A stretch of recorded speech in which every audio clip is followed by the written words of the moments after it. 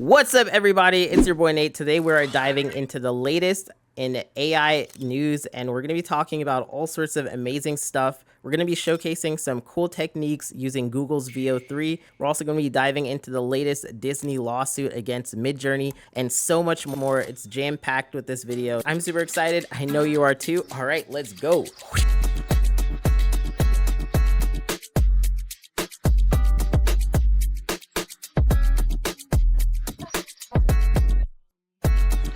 Now, to start off, we're going to be diving into Google's VO3, which, as most of you know, is probably one of the most exciting AI video generation models available. It can create videos with audio. We're going to showcase some examples right here. What's up, everybody? It's your boy Nate.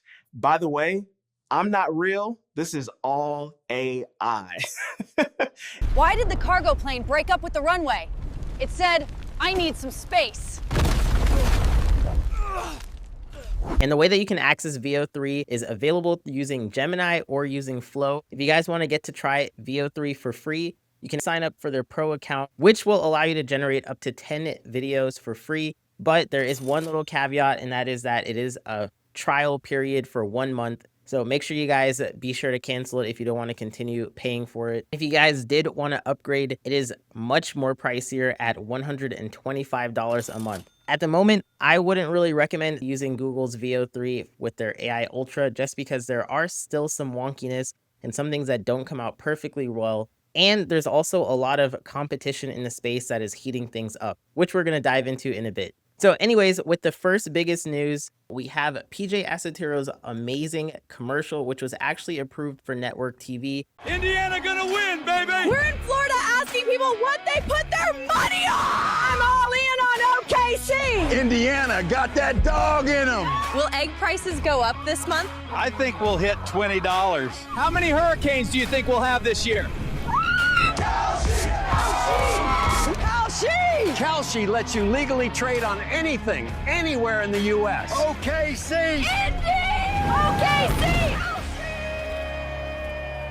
Yeah, so that is incredibly impressive, and I can definitely see it setting the trend in the future when it comes to advertising. In other news, there's also some pretty cool jailbreaks that the community has come up with when using Google's VO3. So as most of you may know, getting consistent characters is not possible with VO3. You can feed it a reference image. Sometimes it comes out a little wonky, like in this generation here, in which I fed it a photo of me talking on a stage and it ended up just warping everything completely. But let's say we wanted to have a consistent character and have those characters interact in different scenes. It's pretty much not possible to do just yet, but there is some really cool trick that we figured out. Now, I will say it does not work 100% perfectly, and it probably works a little bit better for a single character versus two, but we didn't want to just show you the possibilities, but also the limitations. So that's why I'm going to go ahead and pull up this example right here, in which we fed it this photo of Chriselle and I in the car, and I gave it a prompt, hopefully having us being able to use that then to drive a later scene of us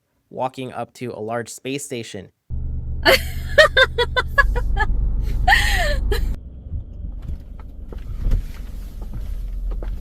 So as you can see from the prompt, the technique is pretty simple. What you can do is you can feed it a reference image and then say instant jump cut and then describe the rest of your scene afterwards. That way VO3 already knows what your characters look like and then just generates the rest of it following the rest of the prompt. So even though that we fed it this photo of us inside of a car, the next scene that comes up shortly after is us walking up to the space station. Now I will say it did not get Chriselle's face right.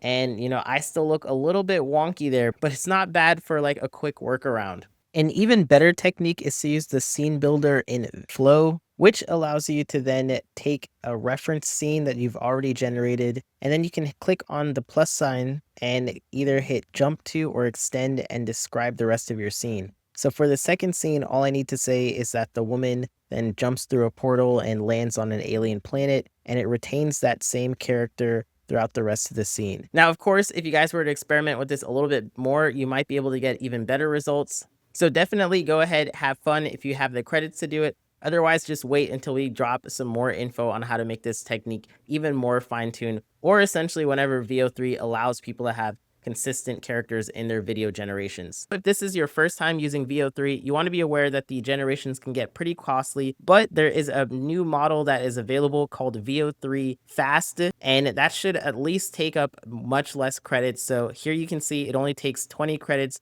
whereas the VO3 Quality takes 100 credits, and that is significantly more. Also, in other exciting news, stepping away from VO3, we have another awesome brand new AI video model. This one doesn't do audio, but it does have an interesting trick up its sleeve, which is real-time interactive video generations. This is Seaweed APT2. The results look stunning. A really cool thing about this write-up is that they not only showcase some of the amazing achievements that they're able to get, such as this fully 1 minute long generation, which they say is done real time on an H100. These are looking impressive. But as you go a little bit further down on the page, they also show you some of the caveats of the tool. That way it's tempering the hype and lets you know, hey, things are not perfect, but at least they're aware of it and are working on it. Now, if you guys are curious, what is the big deal about real-time video generation? Well, for most scenarios, whenever you're generating videos, you have to wait a few minutes for it to generate. If you're running it locally on your own computer, it could take like 10 to 20 or even 30 minutes to get an 8-second generation. Whereas in this instance, you're able to go from prompt to generation in real time and essentially change your prompt midway so you have an entirely interactive video, which is freaking mind-blowing. So here is an example in which you can have an interactive virtual human generation, and these ones look incredibly impressive. They also have examples of interactive world explorations. So we have the video just continuously going on and allowing a person to navigate essentially a video world while it's getting generated in real time.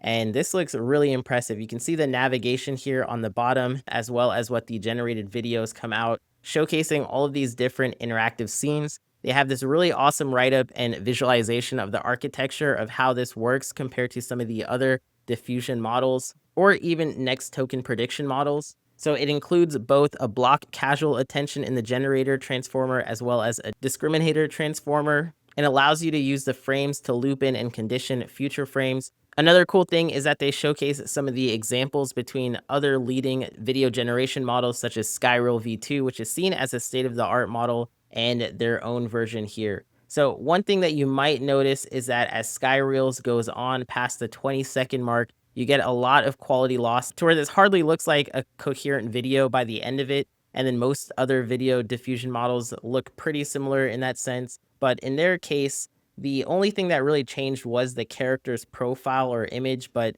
the rest of the video seemed to be pretty coherent and retained in the scene. So it's not perfect, but it is something that is groundbreaking and revolutionary to get to try out. Here we also have another example where, again, as you fast forward the video, you're going to start to see that degradation of quality in the other two models, whereas in this one, it keeps the character, changes some of the character features, but otherwise it looks pretty stable and very solid as a video that's running for an entire minute length sequence. So they anticipate that this technique can be used to simulate infinite possibilities, essentially a video that is continuously being generated on and on. And I did not think that we were going to get this far this quickly, because all of a sudden a huge realm of possibilities become available to where, can you imagine in the near future being able to type out a movie and it constantly get generated and it's never ending and essentially always being on 24/7. In the future, I can easily imagine that we're able to watch entire videos or movies or scenes fully generated with AI, and it continuously iterates on itself,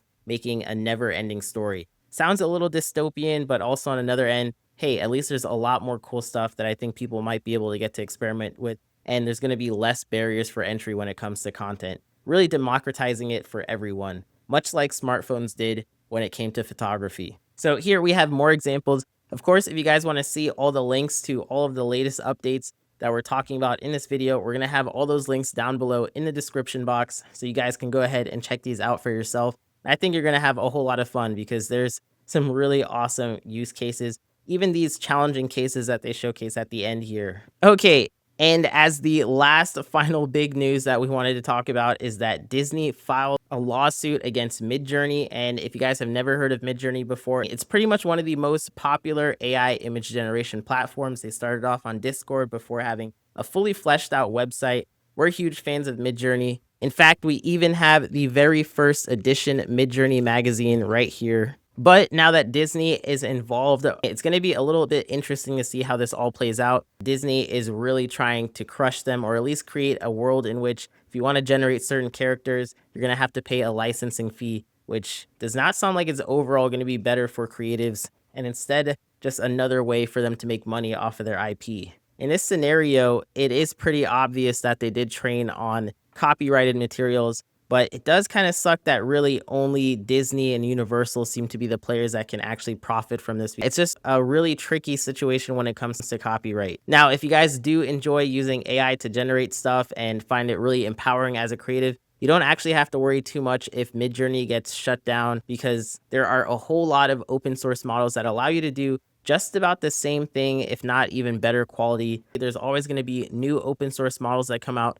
new companies that are willing to risk it, and there's always a different way to navigate to create something amazing using this brand new technology. In fact, we talk a lot about that in our upcoming generative AI course, where we break down the two-way street that is open source and closed source models and the benefits and caveats of each of those. So if you guys are curious to learn more about advanced generative AI, really taking out a lot of the mystery and how these things work, and putting the power back into you as a creative to actually use these tools to create all sorts of awesome stuff with the amount of fine-tuned control and precision and creative expression that you're normally used to with other software, then I think this course is definitely going to be something that you're going to enjoy. So the waitlist is now up and available. I highly recommend that you go ahead and sign up for that waitlist. And as a bonus, we are partnered up with NVIDIA, RunPod, and RunComfy, and they're going to be helping us out to make sure that the first 200 people that sign up are going to get a bunch of bonuses. We're also going to be contributing an early bird discount.